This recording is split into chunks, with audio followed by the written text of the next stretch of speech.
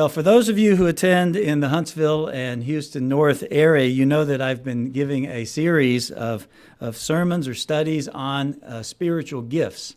And for those of you who may be tuning in and have not been a part of that, the first and second of that series is available online. I will today be going through the third part of that because my original intent several months ago was to go through this material prior to Passover. Because Passover, we are partaking of the body and blood of Jesus Christ, and part of that significance is that we are one body. And we are commemorating that as we observe the Passover. And we're also told to examine ourselves. And I felt that going through these spiritual gifts and what God does give us individually to contribute to the body as a whole, I felt that if we talk about that, we could also talk about ways that we might mature in our use of those spiritual gifts. Some would say the ways that we can misuse our spiritual gifts in a way that doesn't contribute to the edification of the body. And so I want to continue that today because I think that will give us some good information to think about, somewhat unique information, somewhat different than usual, but it will give us some things to think about as we do examine ourselves and prepare for the Passover. My first in this series, I talked about the various passages in the New Testament that talks about spiritual gifts.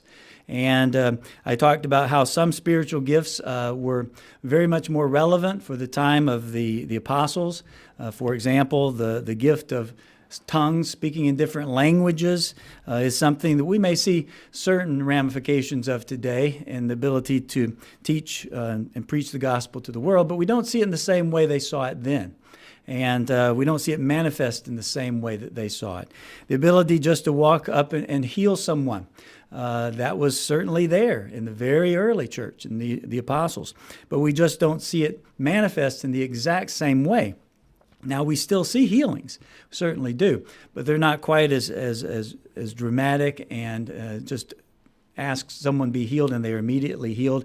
Every time we ask it, we have to wait for God's timing. And so we see these gifts manifest, some of them a little differently, but I decided to focus on the gifts of Romans chapter 12 because it is here that these gifts, based on our experience, are manifest continually.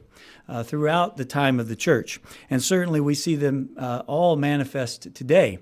So I don't mean to discount any of the other gifts, but just to focus on the Romans 12 gifts. So if you would turn there, the second in the series, we talked about these gifts, not only what they are, but the characteristics that we would display if we have these various gifts. And I think most of you who are in the local area, you were able to take the survey of gifts to determine which one you have. Now, when I say which one you have, I mean to say which one is predominant in you, which one you tend to be motivated most by. In some cases, there may be one or two or even three that you are predominantly motivated by. But that's why we call these the motivation gifts. These are ways in which we are motivated to serve, to contribute to the local congregation, to our families, and wherever. So if you notice in Romans chapter 12, and we'll begin in verse 4, Romans 12, verse 4, "For as we have many members in one body, but all the members do not have the same function, so we, being many, are one body in Christ, and all individually members of one another." And again, this hits on that very special Passover theme, that we are one body, but we are different people, and we have different personalities. And as it says here, we have different gifts. And it's very important that we learn to appreciate not only our own gift, but the gifts that others have as well, and how they all contribute to the body. Notice verse 6, "Having then gifts differing according to the grace that is given to us, let us use them." And so we're told that we have different gifts, and these gifts are indeed gifts. It's part of the grace that God gives to us. When we talk about these gifts, we acknowledge that some people have certain innate talents and abilities that perhaps they have been born or grown up with. And because we are created in God's image, we will all, whether we're in God's church or not, we will have these properties or these gifts to some extent. But we did make note that after baptism, it's evident that God either enhances some of the gifts that we have, or the gift or two that we're most motivated by, or gives us an entirely different gift, perhaps. And we've seen that too in the church. I've seen that even in myself. And sometimes when we're in very different circumstances in life, God can give us a gift to be able to fulfill that particular role and responsibility. But we need all of these gifts of the Spirit in order to fulfill the role that we have as the body of Christ. We need them all. And so let's go through these. It says, let us use them. And again, of course, we can't use them unless we know what they are. It says, if prophecy, or we talked about this word can mean perception, the ability to perceive right and wrong. And just as the indication of the word prophecy, to perceive what may be coming. In this case, it's oftentimes used to be able to preach, or to, certainly if you're preaching, you're perceiving what needs to be taught, what is true and what is not true, what is right versus wrong. So we talked about that gift of perception or prophecy. It says, let us prophesy in proportion to our faith. And then it says, or ministry. The word could be translated service. Let us use it in our serving or ministering. He who teaches, that's the third gift. He who teaches in teaching, and he who exhorts in exhortation. And we talked about how that word can mean exhortation or encouragement, a person who is an encourager of others. It goes on to say, he who gives with liberality, and he who leads with diligence. And we talked about how that word can mean lead. It can mean administration, to administer projects or programs and to lead people and organize things. That's what that gift points to. And it says, he who leads with diligence, and he who shows mercy with cheerfulness. And this word mercy can be also showing compassion, having a great compassion toward others. And again, I think all of us, to one degree or another, are able to perceive right and wrong. God gave us that ability. He opened our minds to perceive the truth versus the untruths of the world, especially with religion. So we all have that. We all serve, and hopefully are all motivated to one degree or another to serve others, and I think we are. We all can teach to one degree or another. We all can encourage. We all give. We all organize and lead things to one degree or another, and we all have compassion and show mercy. But all of us, each of us, will tend to have one of these, or perhaps a combination of two, that really stand out. And we're really motivated. You might say we see through that lens. We see a situation, a server will see something needs to be done, or see many things that need to be done. A person with the gift of mercy or compassion will see someone that they think may be hurting and that may need help in that same scene. A person who is an organizer or leader might see things that need to be done or organized in order to accomplish a certain goal that we need to accomplish. And a perceiver might see, well, this is not right. We need to correct this. And so we need all of that. No one of these characteristics or gifts are any better than any of the others, but we need them all to function well as a body. And so we talked about that. And so let's talk today, though, about how we can have a gift and maybe not use it in the way we should. Maybe use it in a less mature way than we ought to, or maybe sometimes even use it in a way that's not edifying to the body. And so I think this hopefully will give us some things to think about as we approach Passover. And I want to make the point, though, as we get into this, that let's say your gift is mercy or compassion. That's the predominant gift that you have. Don't think that you don't need to pay attention to the other gifts we're going to talk about before we get to there. Because as I said, we all have mercy. None of us scored 0 on any of these on the little quiz we took.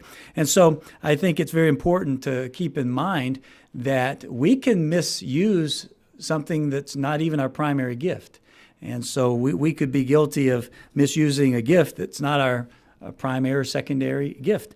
And so it's important to consider whether some of these things may apply to us at one time or another. So let's start off with the gift of prophecy, or that of the perceiver. The perceiver. You'll remember that the qualities of the perceiver, they quickly and accurately identify good and evil and right and wrong. Of course, when we say accurately, that points to a mature perceiver. An immature a perceiver could misidentify right and wrong. And that's one of the things we have to be careful of, that we don't misidentify, that we don't identify something as right when it's actually wrong. And a perceiver can be very, very firm in his opinion or her opinion, but is that opinion correct? And that's one thing we have to be careful of. A perceiver also can be very distressed by evil when they notice or see evil. They tend to make quick judgments and speak up quickly. They tend to be spokespersons for righteous causes. They tend to see things as black and white and don't see a lot of gray areas when they see things. They tend to expect change when they bring to the attention that something's wrong. They expect change. And they tend to be very persuasive because they have very strong convictions. Well, those are just some of the qualities of a perceiver that I thought I would remind you of. But what are some of the misuses? Well, again, if we think something's right and it's not right, that can be very, very frustrating to people, and it can be very disruptive to a congregation. If we are a perceiver and we believe that, for example, God has revealed something to us and nobody else sees it, that can be frustrating to us. And we really have to take a step back and ask, am I seeing this right? Am I perceiving this right? A perceiver must be careful to be led by God's Spirit, as we all should, but if you're going to be quick to judge, you need to make sure that judgment is correct. A perceiver can also find himself or herself correcting people. Perhaps people that's not even your responsibility, just quick to correct someone, quick to jump to conclusions about words, about actions, about motives. Can jump to conclusions about that in people. We can be judging and exposing an offender rather than restoring that person to spiritual health. In other words, a perceiver can be quick to jump on somebody and to tell them what they're doing wrong, but not be very conscientious of how to help them get to that point. Exposing things rather than restoring a person to spiritual health. Or we could say maybe not even spiritual health. It could be even on the job where you see something's wrong. You're quick to point out what's wrong, but not quick to help the situation. A prophet or a perceiver can tend to dwell on negative rather than positives. It can be a very negative person if we're not careful because we see wrongs, we see problems, and we can tend to dwell on them. A person who is a perceiver can lack tact, be very, what we might say, very blunt in expressing opinions, and can sometimes cause offense because of that. And a person who is a perceiver can be very demanding of a positive response and rebuke someone very harshly, be very pushy on people to change and do things the way they think needs to be done. And so these are some of the characteristics that a person can have who's not exercising this gift in the proper way. And so what might we think about as we look at some scriptures related to this? Well, there are a number that would come to mind, I'm sure, but I'll just focus on a few here. Proverbs 26, verse 12. Proverbs 26, verse 12 says, "Do you see a man wise in his own eyes? There's no more hope for him. There's more hope for a fool than for him." And so we have to be careful not to be wise in our own eyes. And so a perceiver, if you're one that has that gift, it is truly a gift, but be very careful to make sure that you're perceiving things correctly. Don't be wise in your own eyes or seeking your own opinion on things, but truly try to seek God and the balance and the mercy and compassion that God has. If you turn to Matthew chapter 7, Matthew 7 and verse 1, Matthew 7 and verse 1. And we see here a warning that is particularly applicable to perceivers, not that it's not all of us, but for those who particularly are motivated by right and wrong and noticing right and wrong. Notice it says in Matthew 7, verse 1, "Judge not, that you be not judged." Now, we all must judge, but the word here really means condemn not, that you be not condemned. We want to be careful how harshly we condemn things or people, and even when we do notice real sin, to consider how we approach it. How can we approach it that brings a good result? Rather than just identifying it, what can we do to really help the matter, help the person? It says, judge not that you be not judged, for with what judgment you judge, you will be judged. And with the measure you use, it will be measured back to you. And so we have to be careful. As I said, all of us are perceivers to one degree or another. We want to be careful not to be quick to judge, quick to condemn people. And we want to be ones who can help them along. And so this is one of the pitfalls of a perceiver. I'll just mention to you James 1 in verse 19, James 1:19, where it says, so then, my beloved brethren, let every man be swift to hear, slow to speak, and slow to wrath. And we notice that a perceiver can oftentimes be quick to speak up for what's right, or the way they see what's right. But it says, be slow to speak and slow to wrath. It's another thing we have to be careful about. Our perceiver side can cause us to get angry. And we don't want to do that, because a perceiver reacts very strongly to evil. And so we have to be careful not to overreact or react in a way that causes problems. Let's go back to Ephesians chapter 4, Ephesians 4 and verse 15. Ephesians chapter 4 and verse 15. It says, but speaking the truth in love. There is a way to speak the truth, but to do it in a way that's genuinely concerned for the other person. And that's something a perceiver and the perceiver in all of us must consider. It says, speaking the truth in love may grow up in all things into him who is the head, Christ. So we grow up, or we mature when we speak the truth in love. Turn a few pages over to Galatians 6. Galatians 6 and verse 1. I think this speaks directly to a perceiver, and as I said, the perceiver in all of us, where it says in Galatians 6 verse 1, brethren, if a man is overtaken in any trespass, now the perceiver will see that. It says, you who are spiritual, restore such a one in a spirit of gentleness, considering yourself lest you also be tempted. We might be tempted to overreact, or tempted to respond to a sin in a sinful way. And so we need to consider ourselves and how we react, lest we be tempted to respond in a sinful way or unconstructive way ourselves. But it says those who are spiritual, restore such a one in a spirit of gentleness. So the idea is not just perceiving the wrong, it's restoring the person in a gentle way. It doesn't mean we can't be firm, but the idea is to consider how we're doing it and whether it will truly produce the fruit that God is looking for. So these are some of the ways some of the things a perceiver needs to think about, of how we can grow as perceivers to be more mature and to be, as it says here in Galatians 6, to be one of the spiritual ones who are restoring others. We certainly need perceivers in the church. And as I said, we are all perceivers to one degree or another, but there are some who are particularly gifted in this way, to notice right and wrong and to respond to it. So let's move on to the second gift, that of servers. How can servers make sure that you're using that gift in a spiritual way, in a spiritually mature way? And how might you misuse that gift? You may remember that servers are ones who recognize very quickly practical needs, and they're quick to try to meet them. Servers oftentimes enjoy manual projects and jobs, getting things done. They don't like to leave loose ends. They like to get projects done. They like working on short-term goals. They like going the extra mile to be helpful. They tend to be energetic, wanting to get things done. So these are our servers. What are some of the ways that we can misuse that? Well, sometimes a server can be so busy serving others that they neglect their own responsibilities at home. They can neglect responsibilities to help others in their own family, to serve them. Sometimes they may accept too many jobs.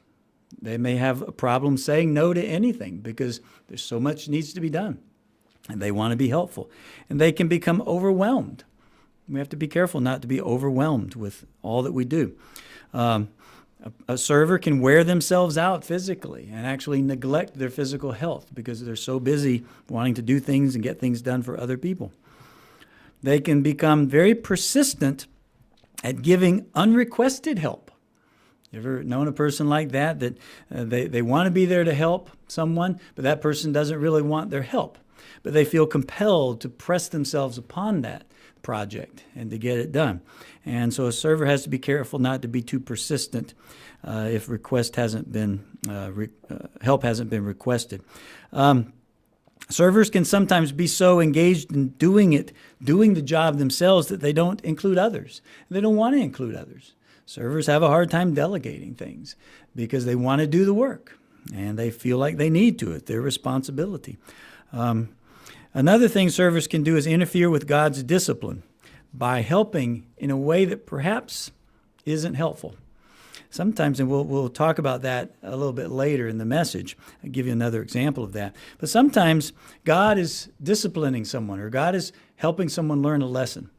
And by stepping in and fixing something or helping them in some way, maybe we enable them to continue in the behavior they were doing. And so it's very, very, for example, a person might need to learn to work, not sit around the house, not be lazy. And their porch is falling apart, and they have a responsibility to fix it, and they're just not doing it. Well, sometimes that person needs to be encouraged to do the work. A server might say, hey, let me do that for you, and allow the person to continue to be lazy and irresponsible. And so we have to be careful that we're not enabling people to sin or to practice qualities that are not helpful for Christians. Another thing we have to be careful about is we can serve with the wrong motive. Desiring to serve, but expecting some kind of reward, some kind of reciprocity. And when that doesn't come, we can become frustrated and upset. And another thing is a server, and we mentioned this before, a server can sometimes judge others because they're not serving in the same way they are, or they're not seeing what needs to be done in the same way that a server might.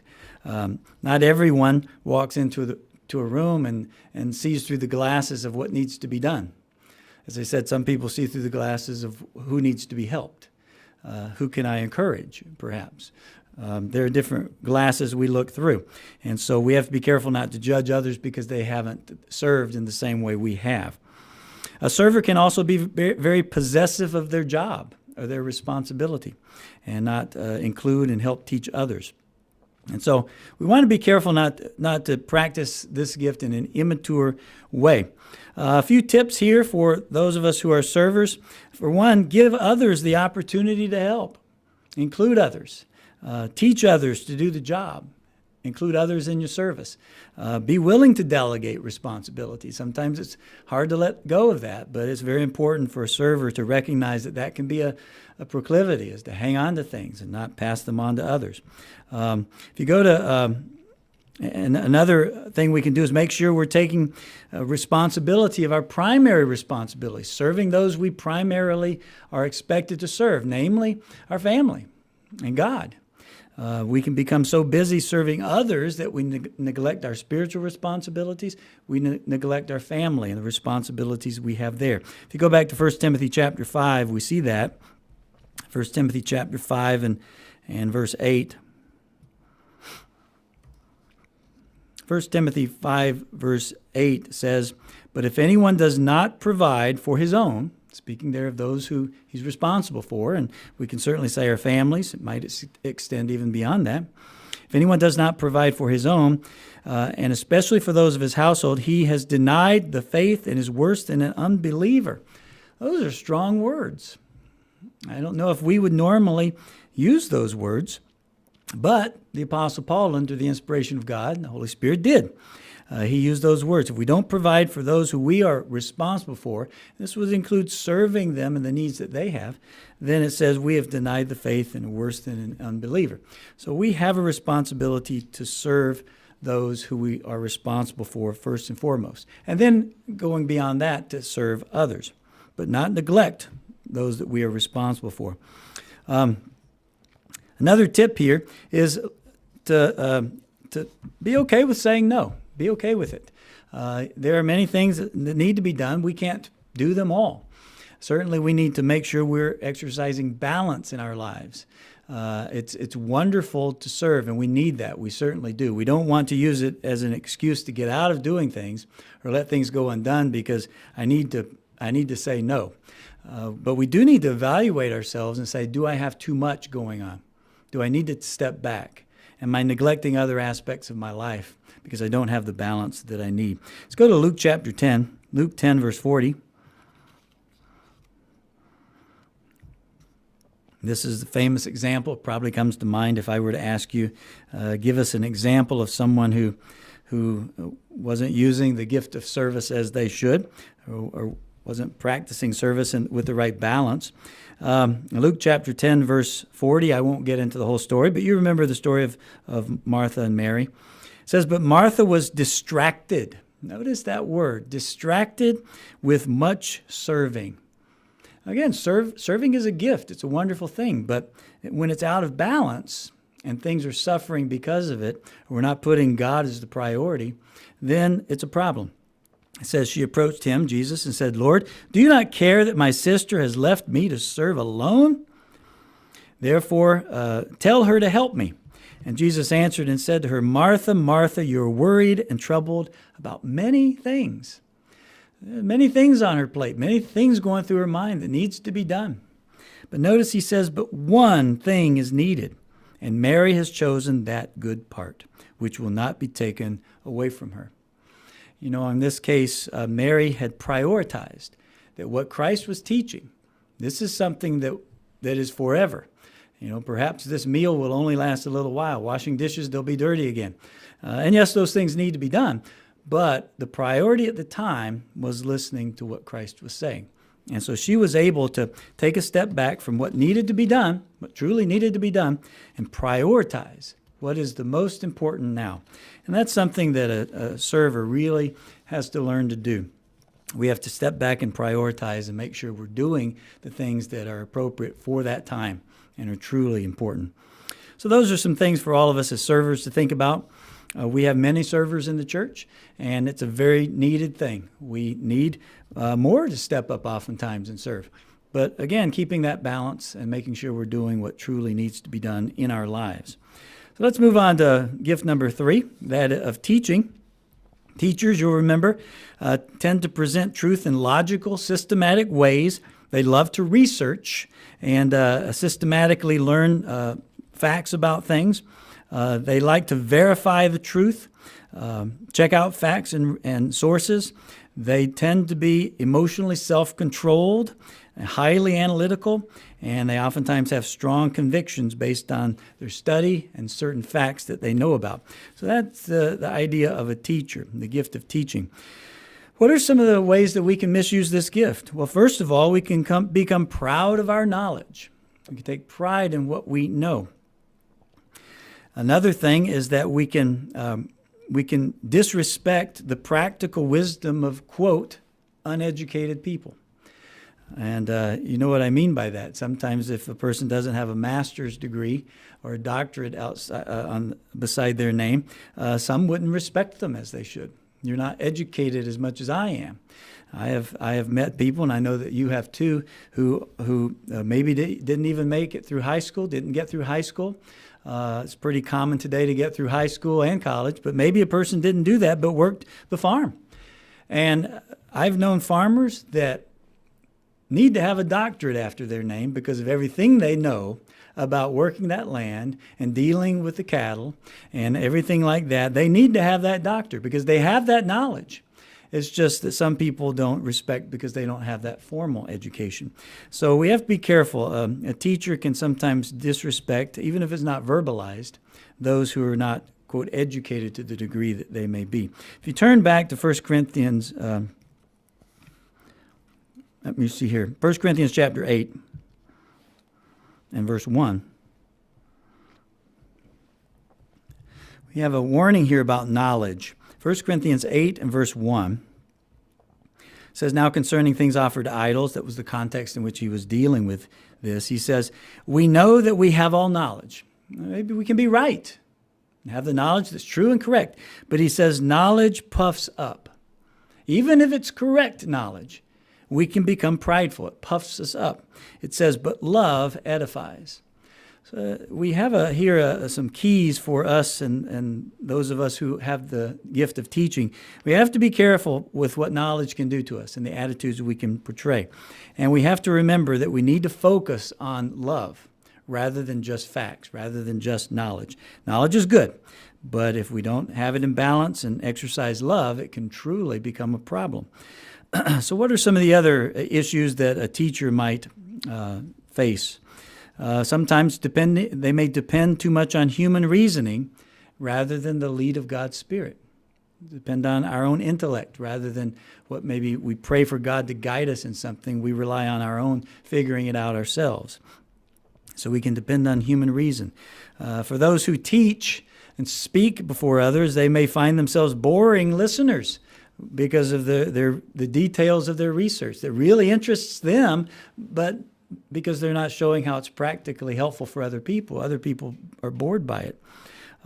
Oftentimes, a teacher can tend to resort to their own world of books, more interested in research than in people. And for some teachers, the only interest they have in people is for them to be listeners, to hear what they have learned. And so we have to be careful as teachers to focus on, as it says, as we read, love. Knowledge puffs up, but love edifies. What can we do to truly show love and compassion and concern for others?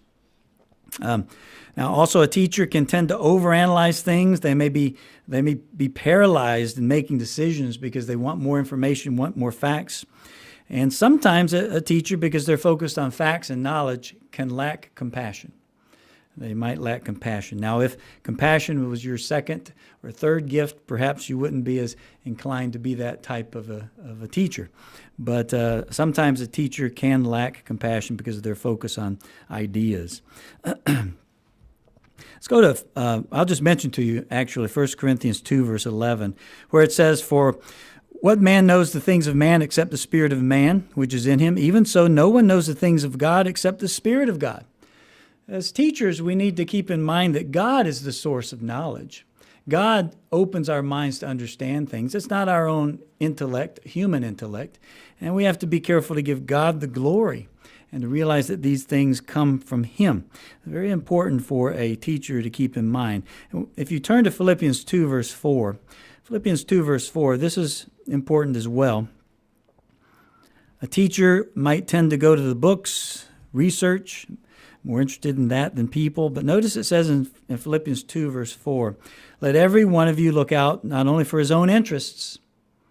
A teacher might be interested in facts and knowledge and all this, but it also says, but also the interests of others. How are others doing?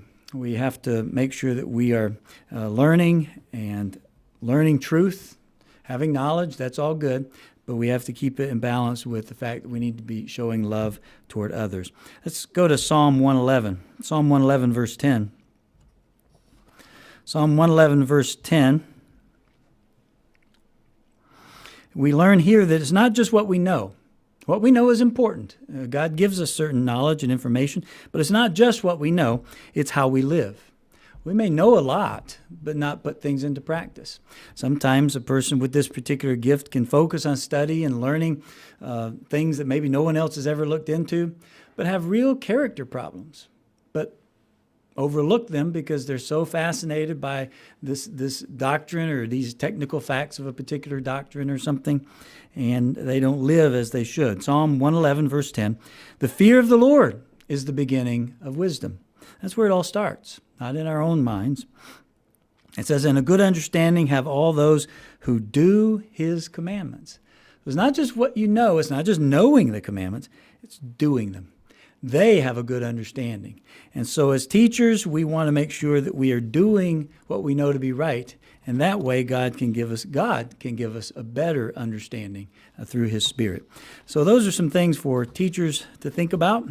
We need teachers. The survey that we took, this wasn't one of the highest things in the congregation. It typically is not, because you don't always need tons of teachers, but we do need them. And we have to keep in mind, too, that we are all teachers in various roles in our lives. To our children, grandchildren, we all practice this occasionally as well, even if we're not teaching a class or something like that. So let's move on to the fourth gift, exhorters, encouragers. These tend to have the quality of loving to encourage others. to their full spiritual maturity. They prefer to apply the truth rather than just research it. They focus on people, not ideas or just facts. They oftentimes see trials as opportunities for growth and try to encourage people through them. They tend to accept people uncritically and make friends easily, and they desire to give practical steps towards spiritual growth. And they oftentimes have high expectations of people.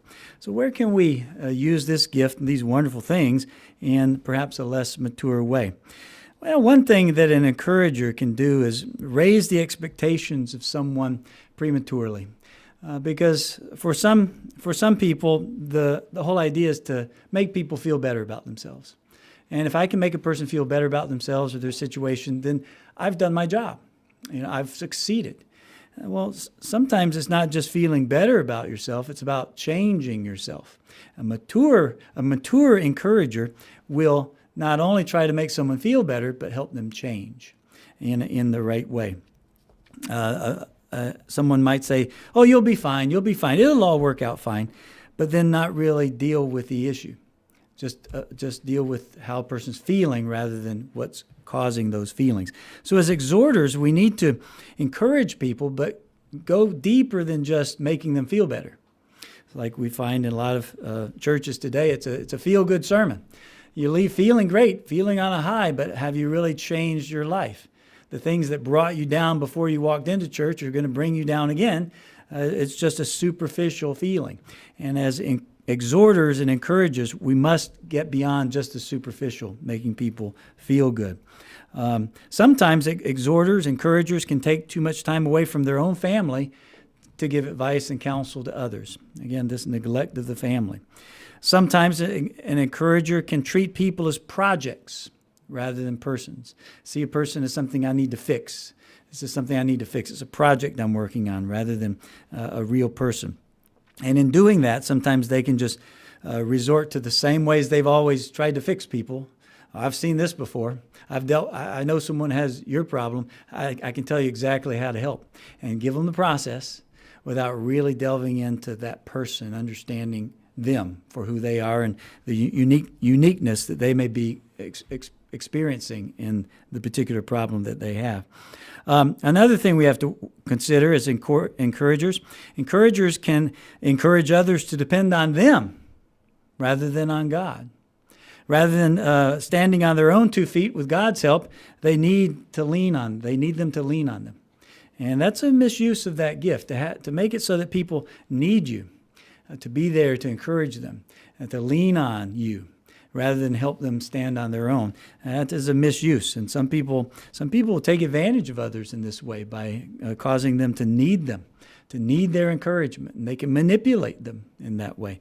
So we have to be careful not to cause others to depend on us, but teach them to depend on God and be able to stand on their own. Sometimes those who have the gift of exhortation can trust in outward results rather than the true change of heart. Again, just trying to get superficial change rather than a change of heart. Sometimes a person with this gift can neglect truth and Bible doctrines for what feels good or what makes a person think things are good.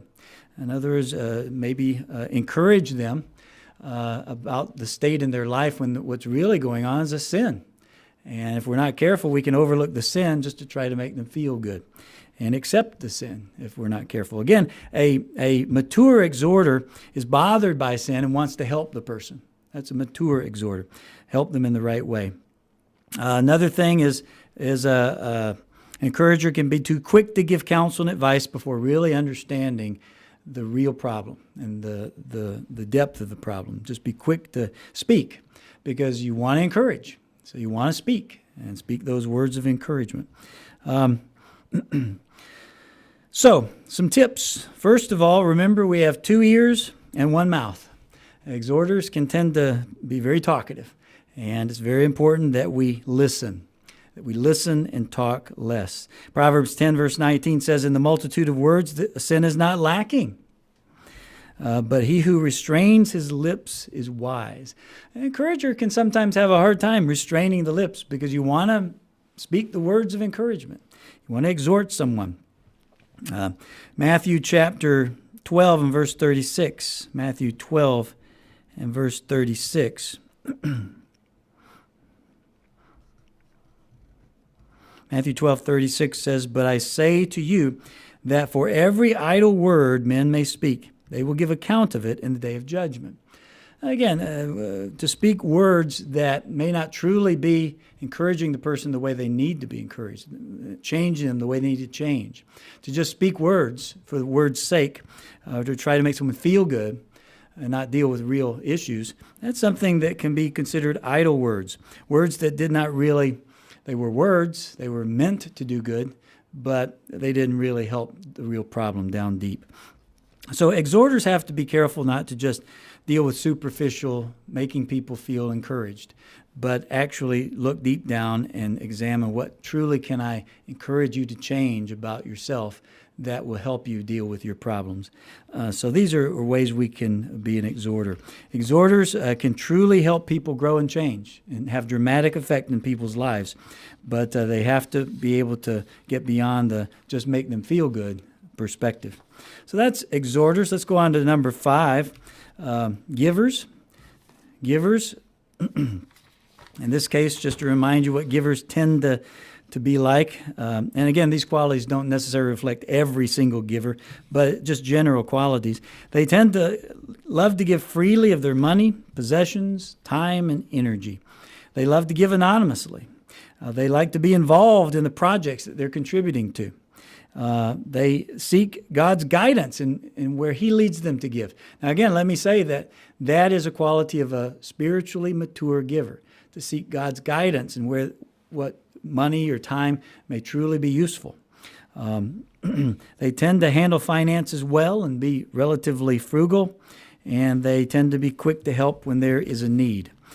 So what can we see could be some of the problems with a person with this gift, or using it in an immature way? Well, again, a giver can be very giving to others, but very sparing to their own family. And we see that problem crop up almost in every one of these cases. Not be responsible in our own families to those who have the most responsibilities. We can give, and in some cases, we can cause resentment and upset in our families because we're giving so many ways to others, but we hold back in our own family. And that can cause resentment. That can cause upset within a family or within a marriage. We have to be careful that not to listen to unscriptural counsel about money. A giver likes to have things to give, and so oftentimes they're good with money, again, if they're spiritually mature. But an immature giver will seek to get more, to give more, and sometimes to get more in ways that are not exactly in line with what we would say God would agree with. So we have to be careful not to compromise getting stuff so that we can give it to others. Sometimes a giver can judge others because they misuse funds, or, quote, misuse in their own mind. They use funds in a way they wouldn't, and they can be quick to judge others about that rather than advising them and helping them to better use their money. Also, givers have to be careful not to corrupt people, undermine them by giving them too much. Sometimes the last thing a person needs is more money. And a mature giver, is going to perceive that and seek God's will in whether this should truly be given. And another thing givers might do is resort to financial giving in order to excuse oneself from responsibilities.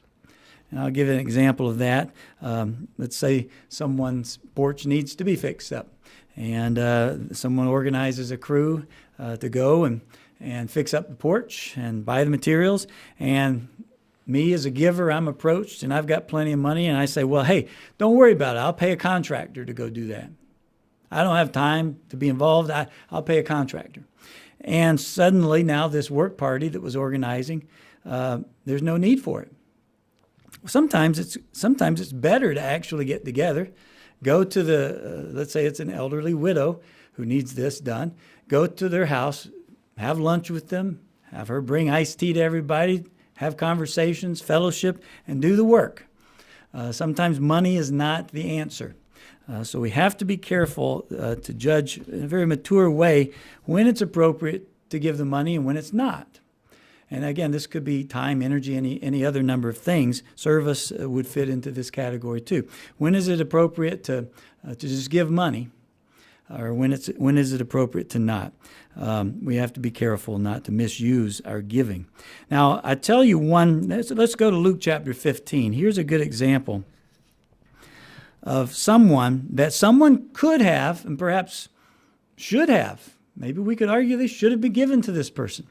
But is that true? The person was in need, truly in need. You might say desperate need. Nobody gave this person anything. Was that a problem?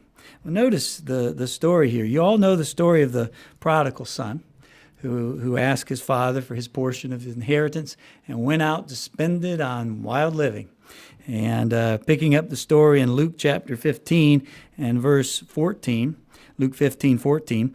But when he had spent all, there arose a severe famine in the land, and he began to be in want. He needed help. He needed financial help. He needed to be given to. Then he went and joined himself to a citizen of the country, and he set him in the fields to feed the swine. And he would gladly have filled his stomach with the pods in which the swine ate, but no one gave him anything. Notice that. But notice the result. But when he came to himself, when he came to realize that, hey, when he was with his father, they had plenty of food. Now, being with his father means being under his father's roof and living under his father's rules and all that. But hey, they're not in want. Look at the fruit of my life. I have nothing. I've made a mistake. I need to change. He had to be in want. He had to go through that trial and that suffering to get the point. Had someone given him something during that time, he would have not gotten it. He wouldn't have changed. He wouldn't have been motivated to change. And so, again, a mature giver is going to be very careful when they give to make sure that it's truly going to be edifying, and useful, and helpful. It says in 2 Corinthians 9, verse 7, that God loves a cheerful giver. God loves a cheerful giver. So giving is a very important aspect of our lives, in a congregation, but we want to be wise in how and when and what we give. So let's go on to point number 6 then. The administrator, the leader, qualities of this individual is motivated to organize projects and people, clearly communicates ideas in organization, assumes responsibility if no one else is leading, focuses on long-range goals, tends to be a strategic thinker, visualizes how goals can be accomplished, easily utilizes resources and people to accomplish tasks. And so these are some of the things that identify an administrator or a leader. What are some ways that a leader can misuse that role? Well, one thing that a leader can do is focus so much on a project that they see humans as mere resources. Human resources rather than human beings. And they get so involved in a project or a goal that they don't really focus on the people and what their needs are that they're working with them. They can use people to accomplish their personal ambitions and goals. Using people. They can show favoritism toward people who are more loyal to them. This is a common thing with human nature as a leader, to find those who are going to be loyal to you and to give them special treatment. Delegating too much work to others and putting them in a hardship, in a difficult position, expecting them to do too much. Overlooking serious character faults in others as long as that person is contributing to your goals and your needs. To overlook serious problems because, hey, I know they got this problem, but hey, they're doing what I need done. And my goals and my projects are being accomplished. So you have to be careful not to do that. A leader can be unresponsive to suggestions and appeals. I remember several examples in the Bible of those who didn't take the advice of the counselors and where that led. But we can kind of want to be in charge. And my way's the way. I'm not going to listen to anybody else. That's certainly not something a good administrator should do. Failing to give proper explanations or praise to those who are serving, and proper credit to those who are serving. A person who is an administrator, if they're not careful, they can become power hungry. Let's go back to Matthew chapter 20. Matthew 20 and verse 25. Matthew 20 and verse 25. It says, "But Jesus called them to himself and said, Do you know the rulers of the Gentiles lord it over them, and those who are great exercise authority over them? Yet it shall not be so among you. Whoever desires to become great among you, let him be your servant." Now there has to be leaders. There must be administrators. There must be those who do have authority, but it's to be done in a spirit of service, not a spirit of I'm in charge, you must do everything that I say. It's a spirit of service. It says, "And whoever desires to be first among you, let him be your slave. Just as the Son of Man did not come to be served, but to serve and to give his life a ransom for many." So Jesus Christ set the example for leaders and administrators to serve, to edify, to build up, and to not have it just be about the position or what I want to attain, the projects that I want under my belt so that I can have people praise me. This is not what true leadership is. It is genuine service. Tips for those who are leaders or administrators. Remember, God is our leader. It's not all about us. It's about God. It's about the will of God, not our own will. And it's about those who work with us. We edify. We don't crush them. We don't demonstrate our power over them, but we edify them. We build them up. But we remember that God, Jesus Christ, is our example. We try to lead as he would. Remember this. It's not all about us and our abilities. It says in Psalm chapter 127, verse 1, Psalm 127, verse 1, that unless the Lord builds the house, they who labor in vain who build it. You're going to be a great administrator, a great leader, have everything organized, have project flow charts and all this. But is God involved? Is God involved not only in what you're doing, but how you're doing it and how you're leading? Are you reflecting the leadership of Jesus Christ? Because otherwise, we labor in vain. We administer in vain. We must take Jesus Christ as our example in leadership. Make sure that we're responsive to God's leadership in our lives. As leaders, we must be led by God, even more so. Make sure that you, as a leader, have a heart of service. You truly want to help others. It's not all about you. It's truly helping others and what can be done to do that. And sometimes we have to be careful as administrators and leaders. Sometimes you see something needs to be done, you expect it to be done. And perhaps that might be so in a person. And we don't always get what we want in a person, no matter how hard we try to lead a person to where they truly need to be. Sometimes they don't follow. And so sometimes we have to rely on God's power and rely on God to lead and change people. We can't always do it ourselves. It takes God intervening to help lead and change people. So those are some things to consider as administrators or leaders. We need them. They have a vital role, but the heart must be right. We must guard against the wrong heart. Let's go then to the last point, that of mercy or compassion. Remember, a compassionate person or a person with this quality of mercy has tremendous capacity to show love, to extend help to others. They look for good in people. They tend to not be very critical of them. They tend to attract or be drawn to those who are hurting or in distress because they feel a deep need to help those who are distressed.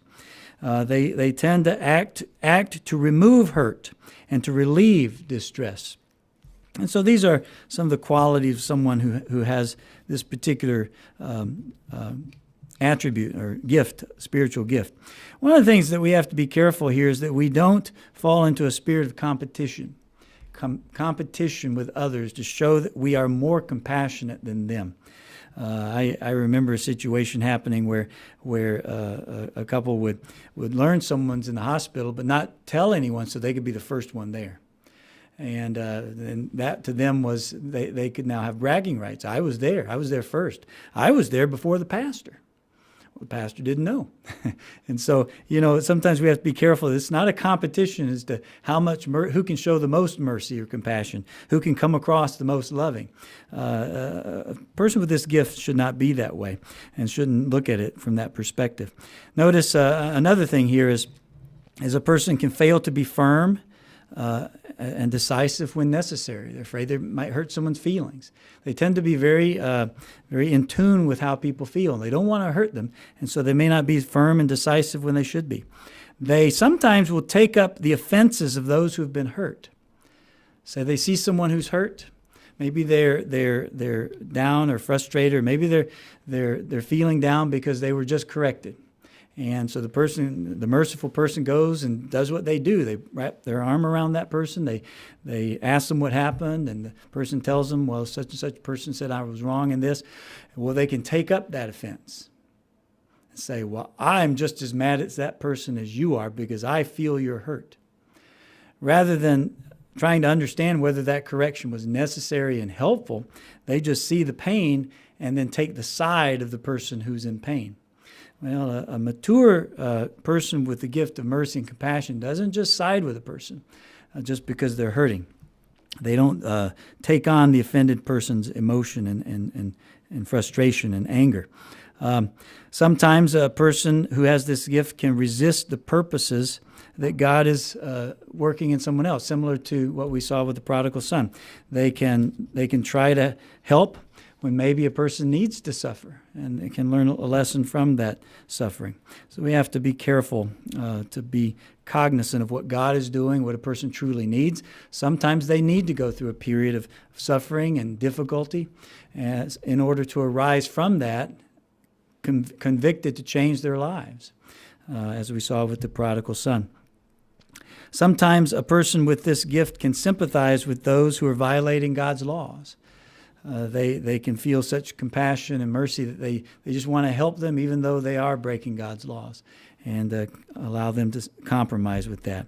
A person can be with this gift, can be very possessive with friendships, be kind of jealous when others get involved with a person that they're involved with, working with and encouraging and showing compassion and mercy for.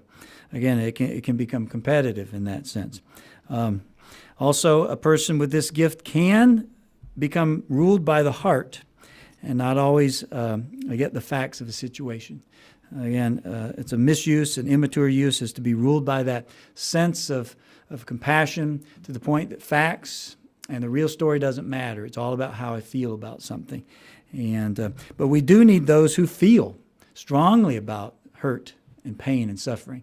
It's very needed in the church, and it's very helpful. But we have to be careful not to fall into some of these traps that someone who's using this gift in an immature way might have. Let's go to Luke chapter 10. Luke 10 again, this time picking up in verse 30.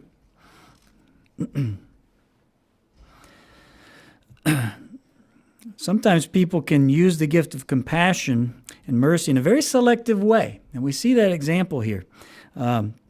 Luke 10, verse 30, and Jesus answered and said, a certain man went down from Jerusalem to Jericho and fell among thieves, who stripped him of his clothes, wounded him, and departed, leaving him half dead. Now, by chance, a certain priest came down the road, and when he saw him, he passed by on the other side. Now, understand, this priest may have had compassion, but it's who that person was that caused him to avoid helping. It says, likewise, a Levite, when he arrived at the place, came and looked and passed by on the other side. Maybe he then wasn't interested in helping because, again, who that person was. But a certain Samaritan, as he journeyed, came where he was, and when he saw him, he had compassion. It didn't matter his status in life or who it was. He had compassion, and he went to him and bandaged his wounds, poured oil and wine, and set him on his own animal and brought him to an inn and took care of him and offered to pay any expenses. This Good Samaritan, as he called, we don't know his name, but he represents someone that is going to show compassion. It doesn't matter the status of the person. It doesn't matter that the person once said something negative about me. It Doesn't matter that the person caused my brother to become upset or interfered in a relationship of within my family. We can think of all kinds of things. It doesn't matter that this person did this wrong to me or a friend or a family. What matters is I'm going to be a compassionate, merciful person. I'm not going to show mercy in a way that just in a selective way in that case, not because of who that person is. I was listening to a program this week, I think on public radio, interviewing a surgeon who did surgeries behind enemy lines and such, and sometimes the enemy was brought in this one case, a person who makes bombs to kill Americans. Well, the bomb had blown up, and the person had to be worked on. And the doctor, an American doctor or British doctor, was worked on him, saved his life. And of course, some would say, why would you do that? They're the enemy. Well, he's doing his job. He's exercising compassion and mercy on a fellow human being. That's the way he put it. It's a fellow human being, and that's what he is to do, even if it is the enemy. And so, kind of a story that makes you think and causes some to question the ethics of that. But in his case, he was exercising compassion on a fellow human being, regardless of who that human being was. So we also have to be careful as those who have this gift of mercy. We can become easily offended because we can be more sensitive than perhaps others, and perhaps a perceiver or something, become more sensitive. In Psalm 119, verse 165, it says, "Great peace have those who love your law, and nothing causes them to stumble." If we have the gift of mercy, we sometimes have to be careful not to be too sensitive to what others say and do, and cause ourselves to stumble because of that sensitivity. It can be a real problem because we are so sensitive to the hurts and pains of others that we can become very sensitive ourselves to what might be perceived as hurts from others. But we have to be careful not to be easily offended and to be strong in that sense, even while we're showing compassion and mercy to others. Another final thing here for the person who has great compassion and mercy. Oftentimes this type of person is drawn to those who need help. And so they're drawn to people who are suffering, who need help, and that can be over time, it can be a very difficult environment to put yourself in often. To always be around those who are in pain or suffering or have genuine needs can be a real downer, can bring us down. And I think it's interesting in Romans 12 when it talks about this particular gift. It says, "He who exhorts with exhortation, he who gives with liberality, he who leads with diligence, and he who shows mercy with cheerfulness." I think it's an interesting thing that that is mentioned, because oftentimes that's exactly what a person who's showing a great deal of compassion and mercy to others, that's what they need. They need cheerfulness, not only to cheer other people up, but to keep their spirits high when they're dealing with, in some cases, so much pain that they're drawn to helping. So to do so with cheerfulness can be very important. Well, I hope those going through this helps us recognize that having these spiritual gifts is essential in the body. God gives them, and we can sometimes misuse them. And it's part of our spiritual maturing to make sure that we're not, and that we're using them truly in the way that they need to be used. Let's conclude back in 1 Corinthians 11, verse 27. 1 Corinthians 11.